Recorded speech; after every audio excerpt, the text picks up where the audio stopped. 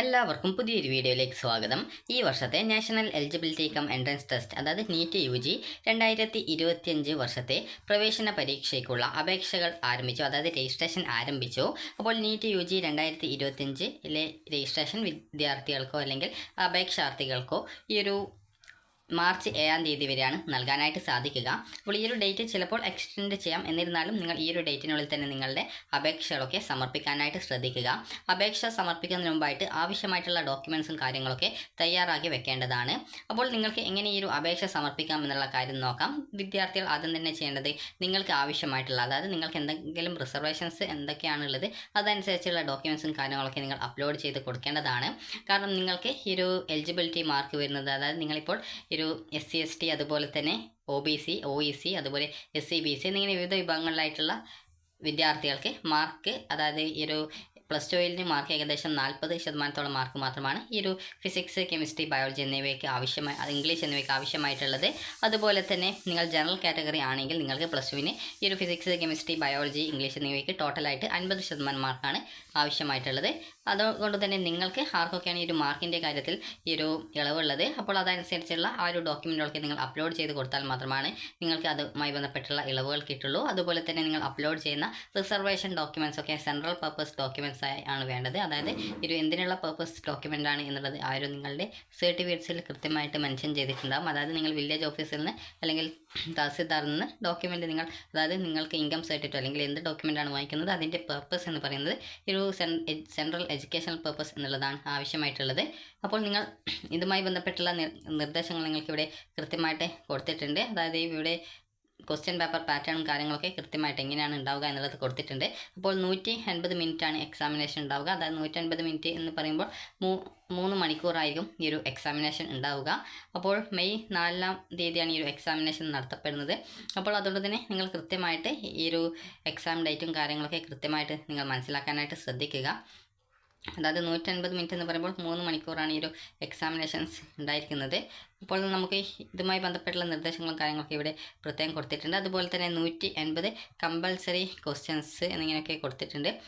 അതായത് ഒരു 45 question each in physics, അതായത് ഫിസിക്സിൽ നിന്ന് 45 ക്വസ്റ്റ്യൻ ഉണ്ടാവും.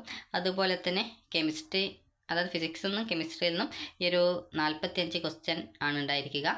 അതുപോലെ തന്നെ അതായത് ബയോളജിയിൽ നിന്ന് ഈ ഒരു 90 ക്വസ്റ്റ്യൻ, അതായത് ഫിസിക്സ് കെമിസ്ട്രിയിൽ നിന്ന് 45 വീതം ക്വസ്റ്റ്യൻ, അതായത് ടോട്ടൽ 90 ആണ് ഫിസിക്സും കെമിസ്ട്രിയും ടോട്ടലായിട്ട് ക്വസ്റ്റ്യൻസ് ഉണ്ടാവുക. 90 ക്വസ്റ്റ്യൻസ് ബയോളജിയിൽ നിന്ന് ആണ് ഉണ്ടാവുക. അങ്ങനെ ടോട്ടൽ നിങ്ങൾക്ക് ഏകദേശം 180 ക്വസ്റ്റ്യൻസ് ആണ് ഉണ്ടാവുക. അതുപോലെ തന്നെ 180 മിനിറ്റാണ് ഈ ഒരു എക്സാമിനേഷൻ ഉണ്ടായിരിക്കുന്നത്. 180 മിനിറ്റ് എന്ന് കൊണ്ട് ഉദ്ദേശിക്കുന്നത് 3 മണിക്കൂറായിരിക്കും ഈ ഒരു എക്സാമിനേഷൻ ഉണ്ടായിരിക്കുക.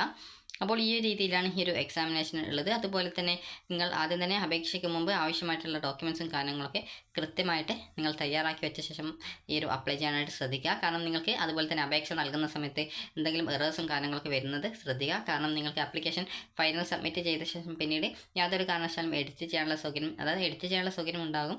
അപ്പോൾ അത് അതായത് ഈ ഒരു ആപ്ലിക്കേഷൻ കഴിഞ്ഞതിന് ശേഷം, അതായത് മാർച്ച് 17 വരെയാണ് പിന്നീടുള്ള എഡിറ്റിംഗ്. 11 തീയതി വരെയാണ്, 9 മുതൽ 11 വരെയാണ് നിങ്ങൾക്ക് ഈ ഒരു ആപ്ലിക്കേഷനിലെ കറക്ഷൻസ് ചെയ്യാൻ സാധിക്കുക. അത് നിങ്ങളുടെ പേഴ്സണൽ ഡീറ്റെയിൽസും കാര്യങ്ങളും കറക്ഷൻ ചെയ്യാൻ സാധിക്കുന്നതല്ല. അപ്പോൾ അതുകൊണ്ട് തന്നെ നിങ്ങൾ ശ്രദ്ധിക്കേണ്ടത് പേഴ്സണൽ ഡീറ്റെയിൽസ് ആയിട്ടുള്ള നിങ്ങളുടെ നെയിം, അതുപോലെ നിങ്ങളുടെ ഫോൺ നമ്പർ, അതുപോലെയുള്ള മറ്റ് ഡീറ്റെയിൽസ്, അഡ്രസ്സ് എന്നിങ്ങനെയൊക്കെയുള്ള വിവിധ ഡീറ്റെയിൽസ് ഉണ്ടാവും. അപ്പോൾ അതൊക്കെ കൃത്യമായിട്ട് നൽകാനായിട്ട് കൊടുക്കുക, അത് കൃത്യമായിട്ട് നൽകാനായിട്ട് ശ്രദ്ധിക്കുക. അപ്പോൾ അതുപോലെ തന്നെ നിങ്ങൾക്ക് 13 ലാംഗ്വേജിലാണ് ഈ ഒരു എക്സാമിനേഷൻ എഴുതാൻ സാധിക്കുക. അതായത് അസാമീസ്, ബംഗാളി, ഇംഗ്ലീഷ്, ഗുജറാത്തി, ഹിന്ദി, അതുപോലെ കർണാടക മലയാളം, അതുപോലെ മറാത്തി, ഒഡിയ, അതുപോലെ പഞ്ചാബി, തമിഴ്, അതുപോലെ തെലുങ്ക് ആൻഡ് ഉറുദു എന്നിങ്ങനെ 13 ഭാഷകളിലായിട്ടാണ് ഈ ഒരു എക്സാമിനേഷൻ എഴുതാനായിട്ട്. അതായത് നിങ്ങൾക്ക് ഏത് ലാംഗ്വേജാണോ നിങ്ങൾക്ക് എഴുതാനായിട്ട്, ഏത് ലാംഗ്വേജാണോ ആവശ്യമുള്ളത് ആ ഒരു ലാംഗ്വേജിൽ നിങ്ങൾക്ക് പരീക്ഷ എഴുതാം. അതുപോലെ തന്നെ ഈ ഒരു 7 മാർച്ച് വരെയാണ് ഈ ഒരു എക്സാമിൻ്റെ രജിസ്ട്രേഷൻ ഉള്ളത്.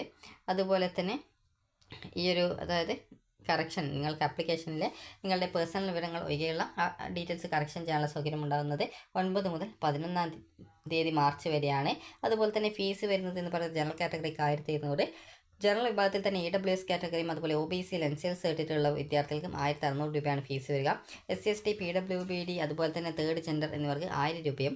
ഇന്ത്യക്ക് പുറത്താണ് നിങ്ങൾ പരീക്ഷ എഴുതുന്നതെങ്കിൽ 9500 രൂപയാണ് ഫീസായിട്ട് വരിക.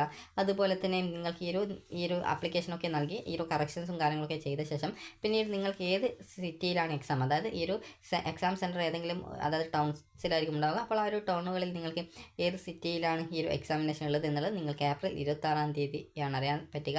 അതുപോലെ തന്നെ നിങ്ങൾക്ക് അഡ്മിറ്റ് കാർഡ് മെയ് 1-ാം തീയതി വരെ നിങ്ങൾക്ക് ഡൗൺലോഡ് ചെയ്തെടുക്കാൻ പറ്റും. അതുപോലെ തന്നെ നിങ്ങൾക്ക് ഈ ഒരു എക്സാമിനേഷൻ നടക്കുന്നത് മെയ് 4-നാണ്. അതുപോലെ തന്നെ 150 മിനിറ്റ് അതായത് 3 മണിക്കൂറാണ് ക്വസ്റ്റ്യൻ ഉണ്ടാവുക. അതുപോലെ ഉച്ചയ്ക്ക് 2 മണി മുതൽ വൈകുന്നേരം 5 മണി വരെയാണ് ഈ ഒരു എക്സാമിനേഷൻ നടത്തുന്നത്. അതുപോലെ തന്നെ നിങ്ങളുടെ അഡ്മിറ്റ് കാർഡിൽ നിങ്ങൾക്ക് ഏത് എക്സാം സെൻറ്ററിലാണ് പരീക്ഷ ഉള്ളത് എന്നുള്ളത് കൃത്യമായിട്ട് മെൻഷൻ ചെയ്തിട്ടുണ്ടാകും. അതുപോലെ തന്നെ നിങ്ങൾക്ക് പിന്നീട് എക്സാമിന് ശേഷം ആൻസർ കീയും കാര്യങ്ങളൊക്കെ കിട്ടുന്നതാണ്. നിങ്ങൾക്ക് HTTPS അതായത് ഈ ഒരു NTA.ac.in അല്ലെങ്കിൽ NEET.NTA.nic.in എന്നിങ്ങനെയുള്ള വെബ്സൈറ്റുകൾ വഴി നിങ്ങൾക്ക് ഒരു ആപ്ലിക്കേഷൻ സമർപ്പിക്കാം. അതുപോലെ തന്നെ നിങ്ങളുടെ റിസൾട്ട് പ്രസിദ്ധീകരിക്കുന്നത് ജൂൺ 14-ാം തീയതിയാണ്. അപ്പോൾ ഈ ഒരു ഡേറ്റ് എന്തെങ്കിലും സാഹചര്യങ്ങൾ കൊണ്ട് മാറാനൊക്കെയുള്ള സാധ്യതയുണ്ട്. അതുപോലെ തന്നെ നിങ്ങൾ പ്രധാനമായിട്ടും ശ്രദ്ധിക്കേണ്ട ഇമ്പോർട്ടൻറ്റ് ഇൻസ്ട്രക്ഷൻസ് എന്ന് പറയുന്നത് ഈ ഒരു ആപ്ലിക്കേഷൻ ഓൺലൈനായിട്ട് NEET.NTA.nic.in എന്നുള്ള വെബ്സൈറ്റ് വഴിയാണ് ഈ ഒരു അപേക്ഷ സമർപ്പിക്കേണ്ടത്.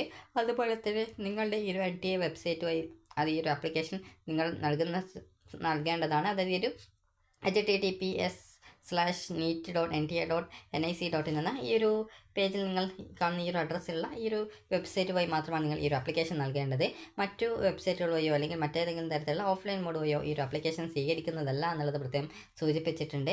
അതുപോലെ തന്നെ വിദ്യാർത്ഥികൾ നിങ്ങളുടെ റീസെൻറ്റ് ഫോട്ടോഗ്രാഫ്, അതായത് passport size photograph, address proof, scanned signature, അതായത് സ്കാൻ ചെയ്ത സിഗ്നേച്ചർ എന്നിങ്ങനെയുള്ള വിവിധ കാര്യങ്ങൾ അപ്ലോഡ് ചെയ്ത് കൊടുക്കണം.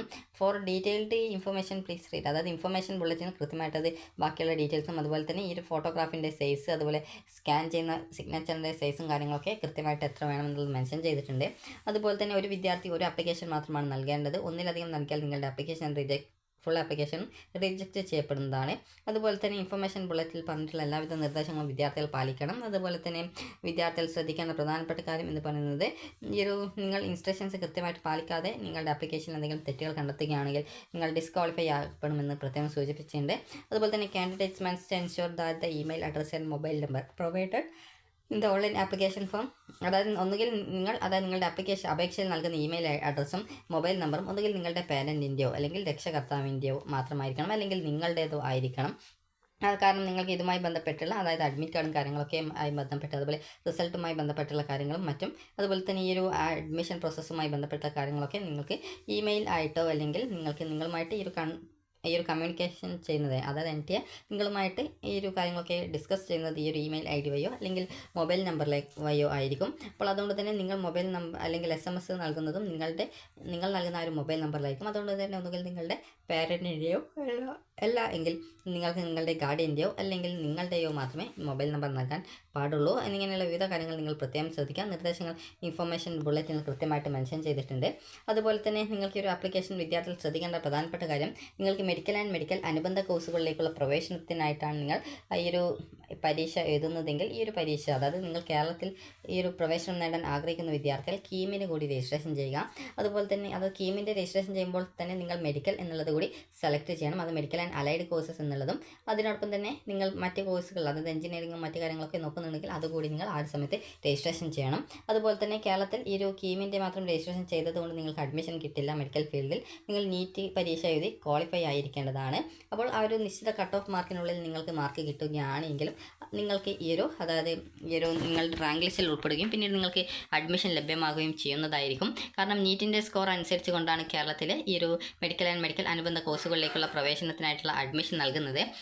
അപ്പോൾ അതുകൊണ്ട് തന്നെ നിങ്ങൾ ശ്രദ്ധിക്കേണ്ട പ്രധാനപ്പെട്ട കാര്യം എന്ന് പറയുന്നത് നിങ്ങൾക്ക് താല്പര്യമുള്ള അതായത് ഈ ഒരു കോഴ്സ് അതായത് ഈ ഒരു നീറ്റ് വഴിയുള്ള അഡ്മിഷൻ നേടാൻ സാധിക്കുന്ന ഈ ഒരു MBBS BDS അതുപോലെ തന്നെ Ayurveda, homeo, Siddha, Unani, agriculture, fisheries അതുപോലെ BTech ബയോടെക്നോളജി, വെറ്റിനറി അതുപോലെ ഫോറസ്ട്രി എന്നിങ്ങനെ വിവിധ വിഭാഗങ്ങളിലായിട്ടുള്ള കോഴ്സുകളിലേക്കുള്ള അഡ്മിഷൻ കിട്ടണം എന്നുണ്ടെങ്കിൽ നിങ്ങൾ നീറ്റ് ക്വാളിഫൈ ആയിരിക്കണം.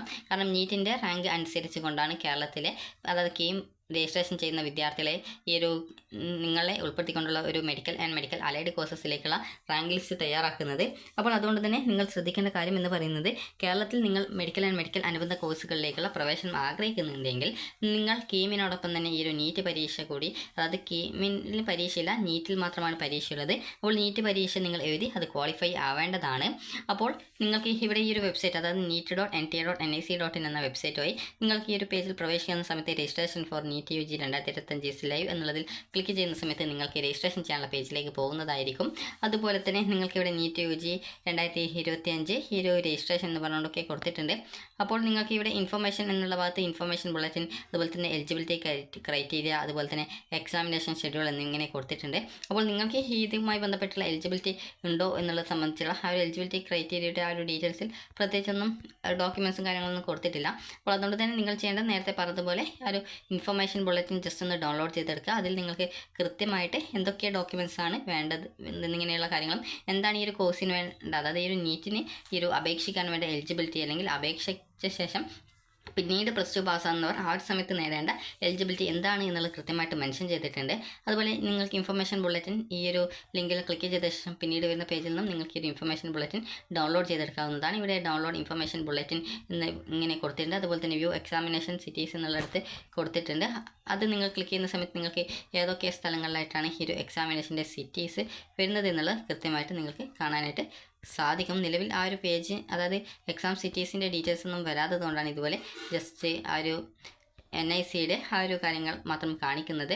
അപ്പോൾ അതുകൊണ്ട് തന്നെ നിങ്ങൾ കൃത്യമായിട്ട് ഈ ഒരു അപേക്ഷ സമർപ്പിക്കുക. ഈ ഒരു ആപ്ലിക്കേഷൻ്റെ സ്റ്റെപ്സ് എന്ന് പറയുന്നത്, ഓൺലൈനായിട്ട് ആപ്ലിക്കേഷൻ നൽകുക, അതുപോലെ തന്നെ ആപ്ലിക്കേഷൻ ഫോം ഓൺലൈനായിട്ട് ഫില്ല് ചെയ്യുക, എക്സാം ഫീസ് ഫില്ല് ചെയ്യുക, അതുപോലെ കൺഫർമേഷൻ പേജ് ഡൗൺലോഡ് ചെയ്തെടുക്കുക എന്നിങ്ങനെയുള്ള സ്റ്റെപ്പുകളാണ്. അപ്പോൾ നിങ്ങൾക്ക് നിങ്ങൾ ഇതുവരെ അപ്ലൈ ചെയ്യാത്ത വിദ്യാർത്ഥികളാണെങ്കിൽ നിങ്ങൾക്ക് ഇവിടെ ന്യൂ രജിസ്ട്രേഷൻ ഓപ്ഷൻ കൊടുത്തിട്ടുണ്ട്. അപ്പോൾ ഇതുവഴി നിങ്ങൾക്ക് നിങ്ങളുടെ രജിസ്ട്രേഷൻ നിങ്ങൾക്ക് കംപ്ലീറ്റ് ചെയ്യാൻ സാധിക്കും. അതുപോലെ തന്നെ നിങ്ങൾക്ക് ഈ രജിസ്ട്രേഷന് മുമ്പായിട്ട് തന്നെ എന്തൊക്കെ ഡോക്യുമെൻറ്റ്സ് ആണ് ആവശ്യമുള്ളത്, അതുപോലെ തന്നെ SC ST മറ്റ് വിദ്യാർത്ഥികൾ ഇങ്ങനെയുള്ള ആർക്കൊക്കെയാണ് ഈ ഒരു ഫീസും കാര്യങ്ങളൊക്കെ എത്ര വരുന്നുണ്ട് എന്നുള്ളതും, അതുപോലെ തന്നെ നിങ്ങളുടെ ഫോട്ടോ, അതുപോലെ സിഗ്നേച്ചർ, അതുപോലെ തന്നെ ഇതിൻ്റെ പാസ്വേഡ്, ആപ്ലിക്കേഷൻ നമ്പർ എന്നിങ്ങനെയുള്ള കാര്യങ്ങളൊക്കെ അതുപോലെ തന്നെ നിങ്ങളുടെ തമ്പ് ഇംപ്രഷൻ ആവശ്യമുണ്ട്. അപ്പോൾ എന്നിങ്ങനെ വിവിധ കാര്യങ്ങൾ പറയുന്നുണ്ട്.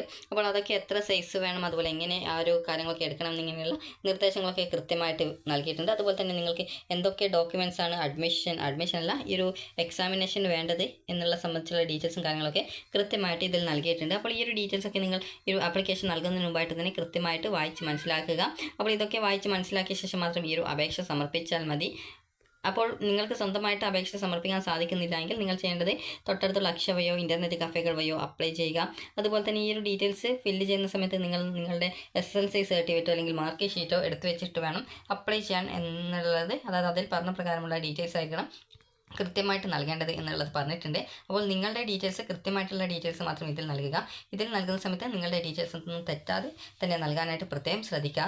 നിങ്ങളുടെ ആപ്ലിക്കേഷൻ സബ്മിറ്റ് ചെയ്യുന്ന ഓരോ സ്റ്റെപ്പുകളിലും നിങ്ങൾ കൃത്യമായിട്ട് നൽകിയ ഡീറ്റെയിൽസിൽ എന്തെങ്കിലും തെറ്റുകൾ ഉണ്ടോ എന്നത് കൃത്യമായിട്ട് പരിശോധിച്ച് ഉറപ്പുവരുത്തുക. കാരണം പിന്നീട് ഒരു തവണ നിങ്ങളുടെ ആപ്ലിക്കേഷൻ സബ്മിറ്റ് ചെയ്ത് കഴിഞ്ഞാൽ പിന്നീട് നിങ്ങൾക്ക് നിങ്ങളുടെ ഈ ഒരു ആപ്ലിക്കേഷൻ വീണ്ടും എഡിറ്റ് ചെയ്യാനുള്ള, അതായത് പേഴ്സണൽ ഡീറ്റെയിൽസ് ഒന്നും എഡിറ്റ് ചെയ്യാനുള്ള, അത് നിങ്ങളുടെ പേര്, അതുപോലുള്ള കാര്യങ്ങളും പാരൻറ്റിൻ്റെ പേര്, അതുപോലെ ഏജും കാര്യങ്ങളൊക്കെ നിങ്ങൾക്ക് എഡിറ്റ് ചെയ്യാനൊക്കെ ബുദ്ധിമുട്ടുണ്ടാവും. അപ്പോൾ അതുകൊണ്ട് തന്നെ ഈ ഒരു ആപ്ലിക്കേഷൻ നൽകുന്ന സമയത്ത് തന്നെ എല്ലാ ഡീറ്റെയിൽസും കൃത്യമായിട്ട് നിങ്ങൾ ഈ ഒരു കറക്റ്റായിട്ട് നൽകാനായിട്ട് ശ്രദ്ധിക്കുക. അപ്പോൾ ഈ ഒരു ഫെബ്രുവരിയിലെ മാർച്ച് 7-ാം തീയതി വരെയാണ് നിങ്ങൾക്ക് ഈ ഒരു ആപ്ലിക്കേഷൻ നൽകാൻ സാധിക്കുക. അപ്പോൾ ഈ ഒരു വീഡിയോ നിങ്ങൾക്ക് ഉപകാരപ്രദമായിട്ടുണ്ടെങ്കിൽ ലൈക്ക് ചെയ്യുക, ഷെയർ ചെയ്യുക. Thank you for